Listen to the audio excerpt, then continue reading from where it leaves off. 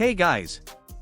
Today we are going to recreate a viral Bloxd custom game using the world code. It's called Player Oby. This will be a tutorial where I explain everything I do, so you can change it to your needs to make your own custom game. First we have to think about what we want to do, using the code. For example, I want to make a platform appear when I step on it and disappear when I step off it.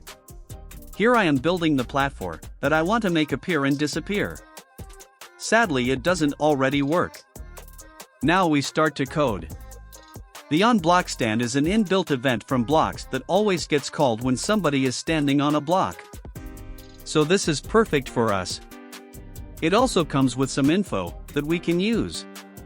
Like the player ID, which is a number in a string format, or if explained very easily, it's the name Bloxd code uses to make a coder's life easier. It also gives us the X, Y, and Z coordinate of the block that the player stands on, and very important for us, the block name.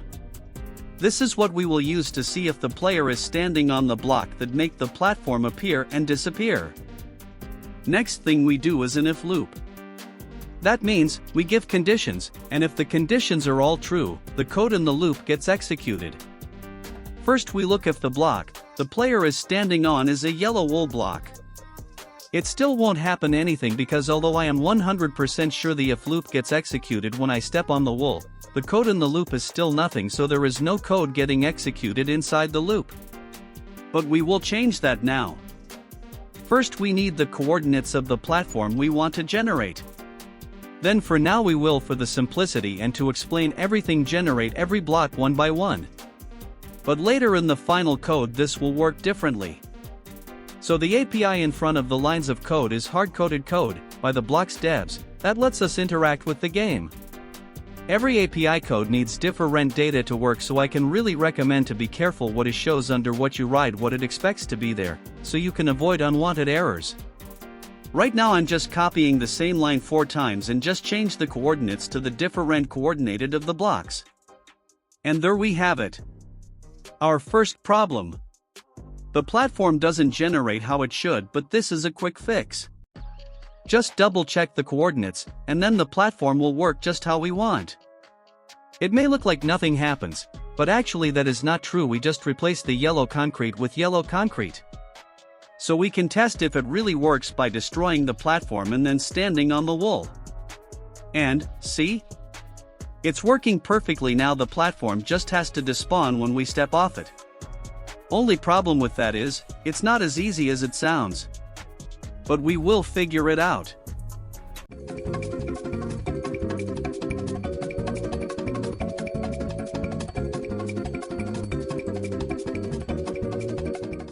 I have a solution. I think at least that this is how it will work. This creates a variable which we can put multiple inputs into. That is what these square brackets are used for in JavaScript coding. It's called an array. What this is doing now? It is replacing the first variable saved in the array with the ID of the player, so we can check it later. Next, we will create a for loop that repeats once for every variable in the array. Then we have to filter out every ID that isn't a valid player ID. Now while cutting it I see this is not done clean. This will work, but it will be laggier than it has to be, and it will probably throw errors when someone leaves. It will work for now. Next, we will have to get the player's position, so we will use another API code the devs gave us.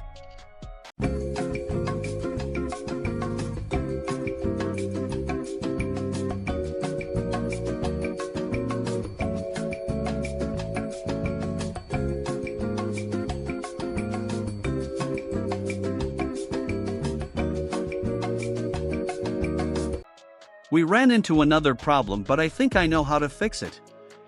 This gets pretty complicated. I will try to explain it, but there is a chance some of you don't understand everything. You can always ask me questions on my Discord server or in the comments below.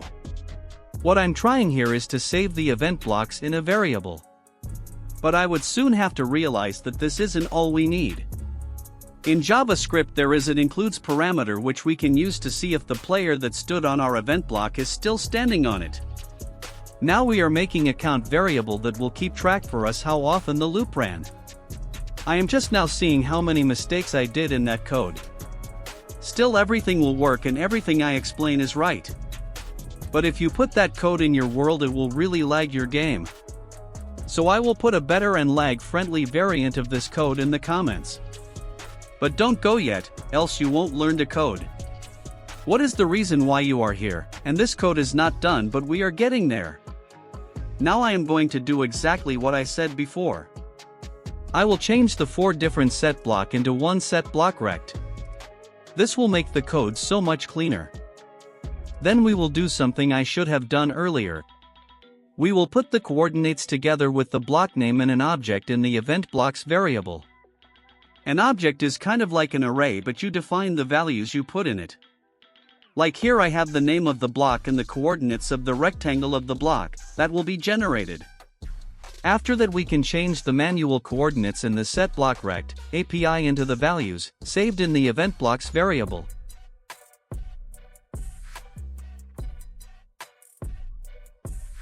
Now let's test if it still works. It does not. But I understand that error and I see that it's just a variable I renamed but didn't change everywhere. Now it should work. There we go, our platform gets placed back and we have the point where we want to be to solve the problem that we still don't remove the platform. Now we kinda just copy the line where we place the platform and change the yellow concrete to air. And because we have planned to add more platforms, we can't just hardcode the coordinates, but set them to the count variable, so when we add more platforms the right coordinates are getting called from the event blocks. Now we can test again. So we step on the platform and the yellow concrete gets replaced by yellow concrete. Great! Sadly, the air part doesn't work.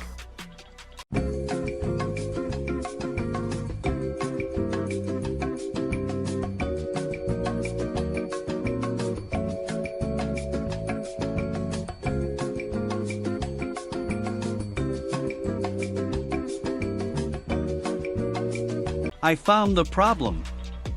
The one ID variable we have in our on block stand is interfering with the ID variable in our for loop. So I will change the variable in the for loop. What isn't the coolest way to solve the problem, but it's easier to just add an S behind the wrong variables than thinking about a completely new name. And it works, our platform gets placed and removed. Now I just have to delete the log messages I used for troubleshooting and we are basically done. I will show you how to add more platforms after that.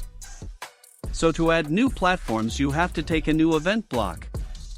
In my example it's line wool. But for you it doesn't even have to be wool, any block will do. Then we need new coordinates. We will do that the same way we did before. Pre-built the platform and then copy the coordinates. Then you have to duplicate the part where we create the platform and change the name of the event block. Now just for testing I has the same platform spawn at the same coordinates, but of course you can change that. I will show you how.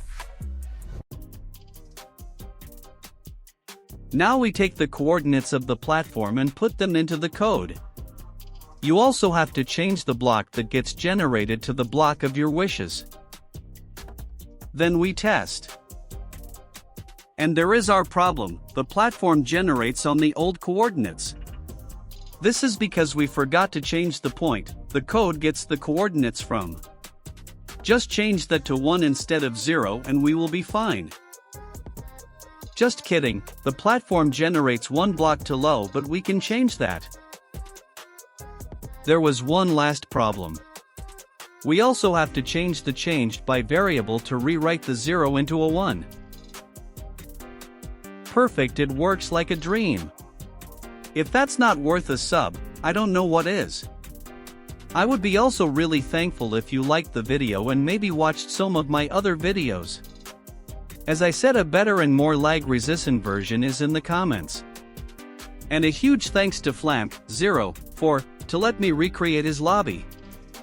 He told me afterwards that he did it in a completely different way. Not even using the on-block stand method. This just shows how creative and different coding can be. Bye guys. Hope you learned something.